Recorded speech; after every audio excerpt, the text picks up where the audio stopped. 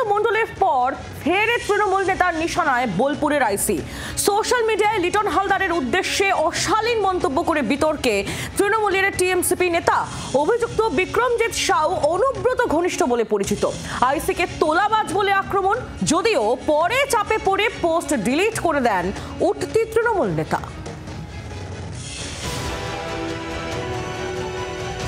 একারামে রক্ষে নেই সুগ্রীব দোসর।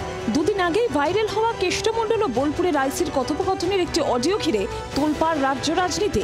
২৬-এর বিধানসভা নির্বাচনের আগে বিরোধীদের প্রবল চাপে কোণঠাসা রাজ্যের শাসক দল। ঘরে বাইরে চাপে পড়ে দলের বেঁধে দেওয়া নির্দিষ্ট সময়ের আগেই ক্ষমা চেয়েছেন বীরভূমের দাপুটে তৃণমূল নেতা।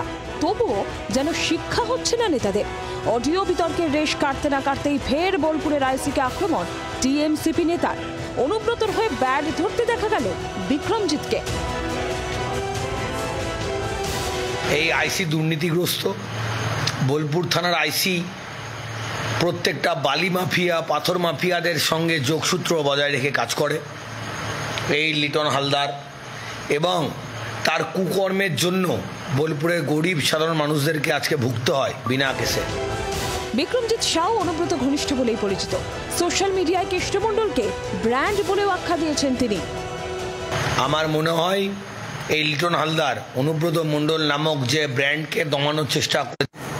লিটন হালদার একটা কাপুরুষ।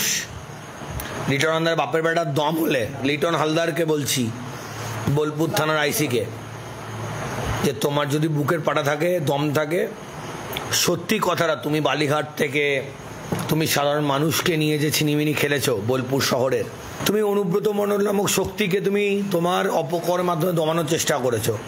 তোমার অপকর্মের মাধ্যমে অনুব্রত শক্তি দমে না।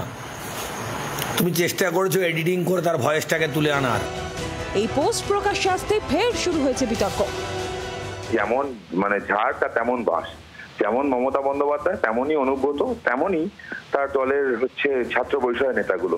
পশ্চিমবঙ্গের পুলিশকে ভাবতে হবে, যাদের জন্য জান প্রাণ দিয়ে দিল, বাড়িতে খিচুড়ি বন্ধ রান্না করে দেয়, তারা এদের বউকে রেপসেট দেয়, মাকে রেপসেট দেয়, এদের ভাবা উচিত তাদের জন্য কাজ করছে। যারা এই ধরনের পোস্ট করছে ইত্যাদি।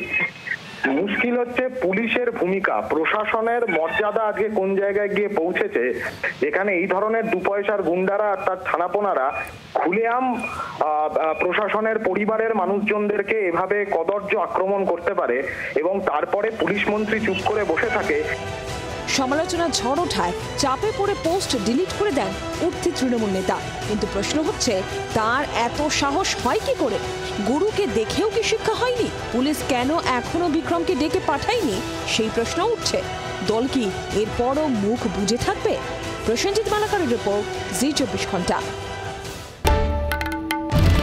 বাংলার আওয়াজ, বাঙালির আবেগ, জি24 ঘন্টা।